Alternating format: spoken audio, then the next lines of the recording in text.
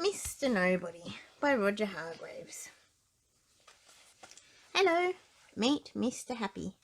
Happy by name and happy by nature. Down, down. And now I'm going to tell you a story. Actually, this isn't a story about Mr. Happy. Well, not really. It's about somebody he met not very long ago. Last month, in fact. Mr. Happy had been to tea with little Miss Sunshine. He thought about catching a bus to take him home, but as it was such a nice day, he thought again and decided to walk, and he was glad he did. Would you like to know why? I shan't tell you. Not yet, anyway. Mr. Happy was whistling to himself as he walked along when he heard a noise. He stopped. There it was again, a sort of sniffling noise. Sniff, sniff, sniff. Suddenly, a drop of rain splashed on top of his head. That's odd, he thought to himself, looking up.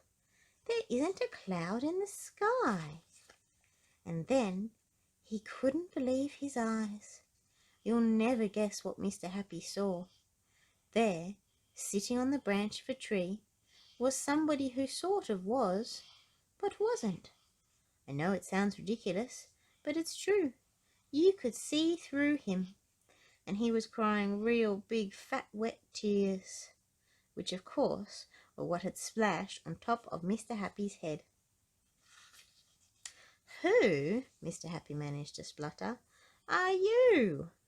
The person who sort of was, but wasn't, looked mournfully down at him and said in a mournful, melancholy voice, replied, Nobody.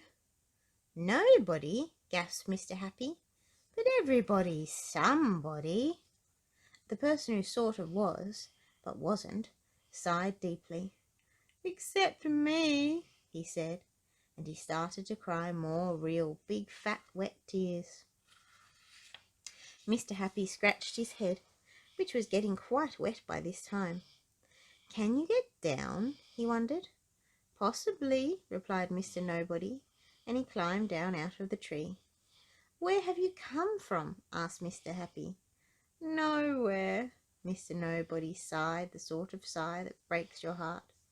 I know I used to be somebody, but I can't remember who, he sniffed. Or what, he sniffed. Or where, he sniffed. Or when, he sobbed. Mr. Happy couldn't help but stare. It isn't often you meet somebody you can see right through. I think, said Mr. Happy, that you had better come home with me. Why? Sobbed Mr. Nobody. Because, said Mr. Happy, we must do something about you. There's nothing you can do about a nobody, wept the person who sort of was, but wasn't. Of course there is, said Mr. Happy. Follow me. Eventually they reached Mr. Happy's house and went into his living room. Mr. Happy pointed to a chair. Sit yourself down, he said. It was really quite extraordinarily extraordinary seeing somebody who was nobody sitting in a chair. Mr. Happy sat down too, and thought. Hard. The wizard, cried Mr. Happy. Of course. So the following morning, after no breakfast, Mr. Happy took Mr. Nobody to see the wizard. Ah, remarked the wizard, after Mr. Happy had tried to explain. Ah, he said again, eyeing Mr. Nobody. Mr. Nobody just stood there, looking as glum as anyone can look. Just try turning the corners of your mouth down as far as they will go. Go on. Well, that's about half as glum as Mr. Nobody looked. The wizard thought and thought, and thought some more. Care for a cup of tea? He inquired. Nobodies don't drink nothing, replied Mr. Nobody. Nobodies don't drink anything, said the wizard, correcting him. That's right, agreed Mr. Nobody. Aha, cried the wizard. That's it. The wizard rushed over to his workbench and started to mix up lots of different coloured liquids in a huge bottle. They bubbled and gurgled together and let off little puffs of white smoke. Bubble, bubble, gurgle, puff, bubble, bubble, gurgle, puff. "What colour would you like to be?" the wizard asked Mr. Nobody. "Nobody's aren't coloured," came the sad reply. "You choose," said the wizard, pointing at Mr. Happy. Mr. Happy thought. "Well," he said, "I've always really rather quite enjoyed being yellow." "Yellow it shall be," shouted the wizard, as he poured more liquid into the bottle.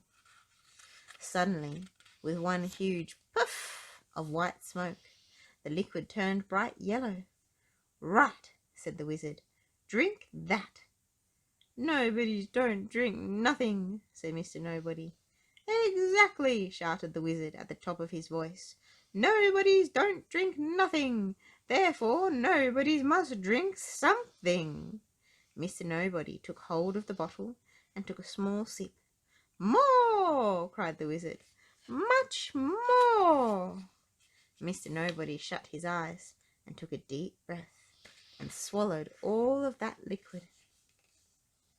Mr. Happy and the wizard watched and waited and waited and watched. Nothing happened. "Told you so," said Mr. Nobody, and he sighed, another one of those sighs that break your heart. But wait a minute. Did their eyes deceive them? Or they looked at Mr. Nobody's feet. They were turning sort of, yes, yellow. Yes, decidedly yellow. Definitely yellow. Then Mr. Nobody's legs turned yellow. Then his body and his arms. "His nose!" Mr. Happy shouted. "What about his nose?" They watched and waited, and they waited and they watched. Nothing happened. Suddenly Mr. Nobody sneezed, and immediately after he sneezed, with an enormous pop, ashty pop, his nose turned yellow as well. Oh, I wish you'd been there to see Mr. Nobody's face. His mouth stopped turning down and started turning up, and up, and up, and up again. "Well," chuckled Mr. Happy, "I told you so. Everybody's a somebody." If you enjoyed this book, please hit subscribe. We've got lots more Mr. Men books and lots of other books that we'd love to share with you too.